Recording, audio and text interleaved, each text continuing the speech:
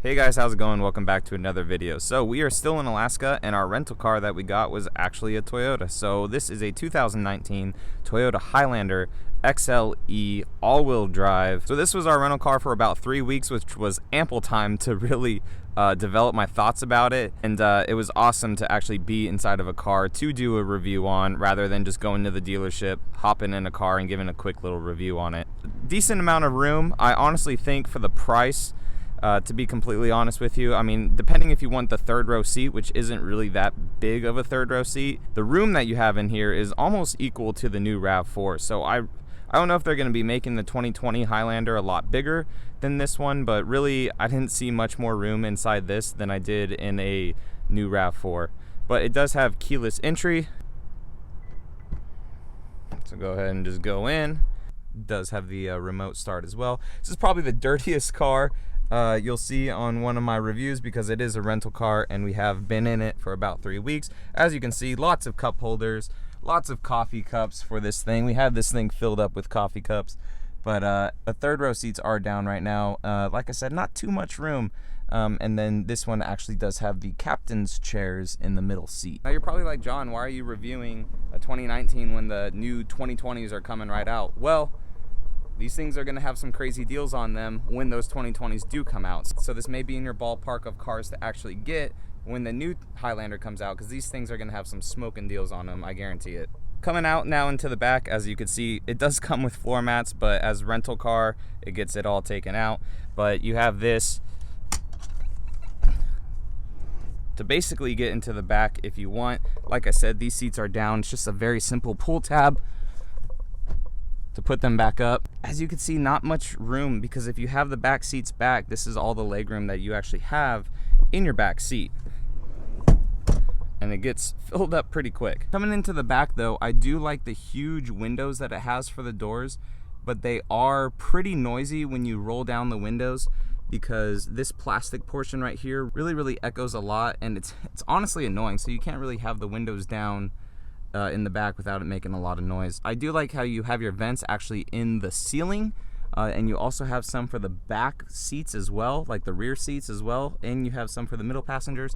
There isn't any down here, but I like that they're up top. I feel like it always gets the passenger more than it being down here in the center console. I'm almost 6 foot and I have ample room back here, and this is in the driving position from when I drove the car over here. Another thing that I actually did like though is this little thing right here. You see it in the Toyota Siennas and stuff, but it's just a little screen. Now if you have your windows tinted, you may not roll this up, but it's cool to have the windows down, like if you're in a parking lot or something like that. You want the ventilation coming through but not sun actually coming through. This nice little screen will cover that.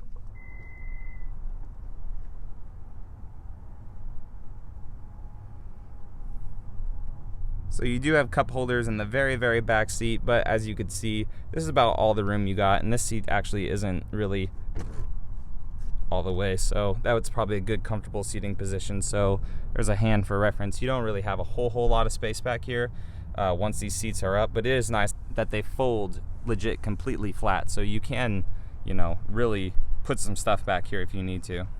And then by pulling this with this seat coming forward and pulling that, you can also lay the middle rows down as well, and then you really have a lot of cargo space back here. So it has the same 3.5 liter that the Tacoma has in it, but this thing has an 8-speed transmission, and honestly, that compared to the Tacoma has been amazing. This vehicle is actually very decent to drive. It still does lack some power because it is a heavy vehicle, but for the most part, it's not really searching for gears at all. Here you have all your radio controls, hang-up control, for cell phone and all that. This is the steering wheel assist, so as you're driving, you will have the steering assist on to help you stay in your lane. This is for your radar cruise control. I'm sure the new 2020 Highlander will have the Toyota Safety Sense 2.0, where if you are doing the cruise control in this one, it's going to stop at about 32 miles an hour, I believe. In the newer ones, you can go all the way down to 0 miles an hour and then back up to whatever speed you were at. This has the whole auto start-stop technology on it, but you can turn that off. Now, I like how Toyota went about the whole on-off start technology with it.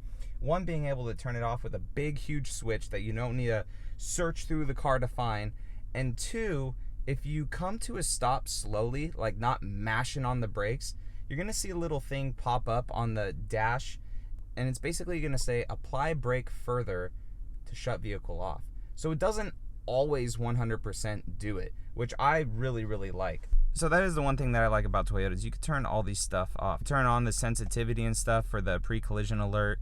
You can do the lane departure assist. You can turn all that stuff off. You know, like, even though Toyota does have this stuff and a lot of people don't like it in their vehicles, Toyota allows you to shut it off. And then you also have some downhill assistance stuff. You have a snow button. You have a center diff locker, which is very cool, but unfortunately it shuts off at 25 miles an hour, which I understand. You're not going to be hardcore off-roading in a Highlander, and two, you shouldn't really need that for more than 25-ish miles an hour, but I mean, it's just weird that it'll shut off, and it doesn't give you any warnings, and it will actually reset the traction control as well. Another thing is the all-wheel drive. It actually is pretty cool. It'll show you how much each wheel is getting power. So when I floor it right here in this clip, you can see the whole transfer of power actually going somewhere instead of just guessing which tires are actually getting the power. Up here you're gonna have pre-selections, presets, you know, for garage, if you have a gate, something like that. You can open this moonroof, which is very nice, and then you can also tilt it up as well, so the back portion will just tilt up or tilt down for ventilation. So if you thought Entune couldn't get any worse, surprise it can. This thing, it's like touch sensitive, right? And I absolutely hated it because you wouldn't know if you actually touched it or not. There's no feedback at all besides just the beep. So none of these indent in at all. It's all just touch sensitive.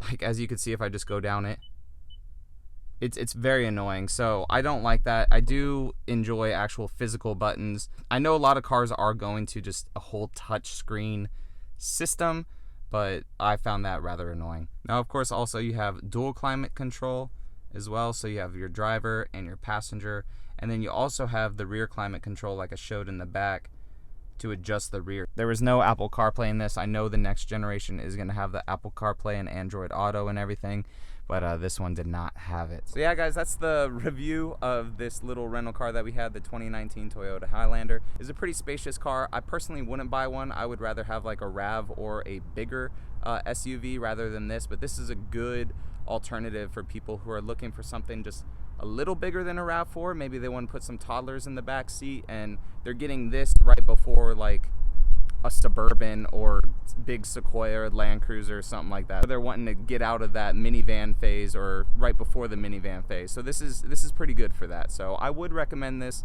for those people who are just starting out a family and you're not really going to utilize the back seat, but if you are, not have a lot of cargo, because there's not that much cargo space in the back when those back seats are up. If you guys are new around here, please feel free to subscribe. If you guys like this video, go ahead and give it a thumbs up, and I will catch you all in the next one. All right, see you later.